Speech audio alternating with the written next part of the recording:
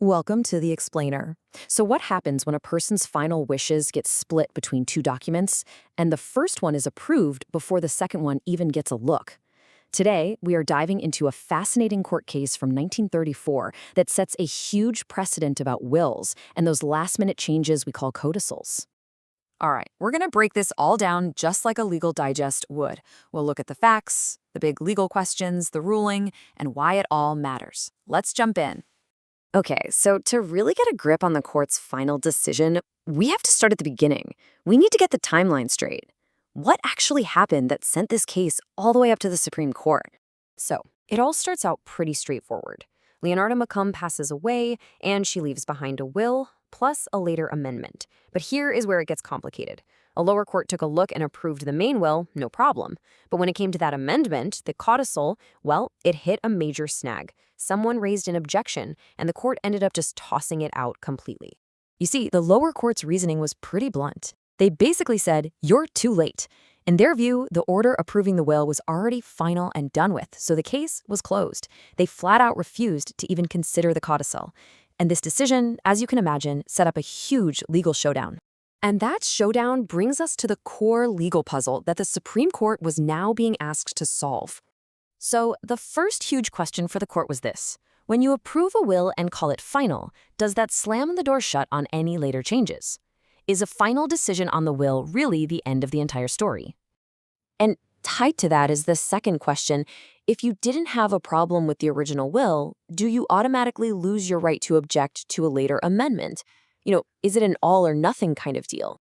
All right, so how did the Supreme Court weigh in on these really crucial questions? Well, their response was incredibly clear and direct. On that first question, about whether approving the will blocks the codicil, the court's answer was a simple, resounding no. One does not prevent the other. And as for that second question, about whether you give up your right to object, the answer, again, was a definitive no. You can be totally fine with the original plan, but still have a major issue with some last-minute changes. Okay, so the answer is no on both counts. But the big question in law is always why. So this brings us to the court's core logic, what lawyers call the ratio decidendi, which is just a fancy term for the fundamental reason behind the decision.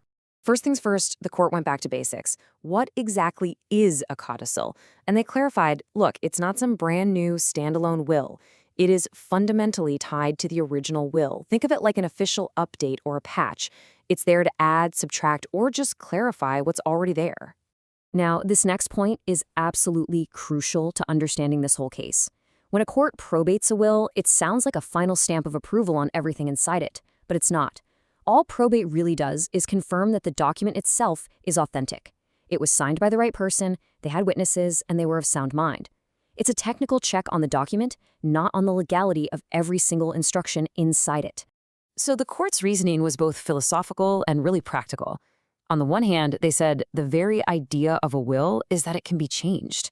The right to make a will includes the right to change your mind. But they also got very practical and thought about a real-world scenario. What if a codicil is just lost? Or maybe it was hidden and only turns up years after the main will is settled. It would be a huge injustice to just ignore a person's final wishes because of bad timing. And this right here is exactly why you can oppose a codicil, even if you totally agreed with the original will. The court says, look, these are two separate events happening at two different times. Think about it.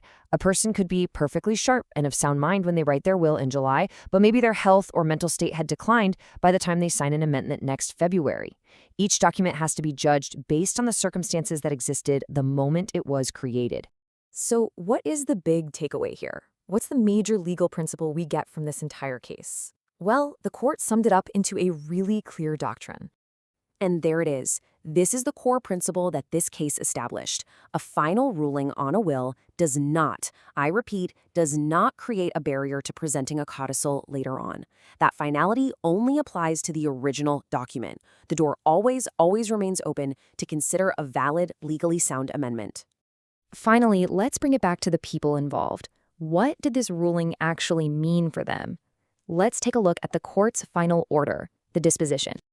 Well, no surprise here. The Supreme Court completely overturned the trial court's decision.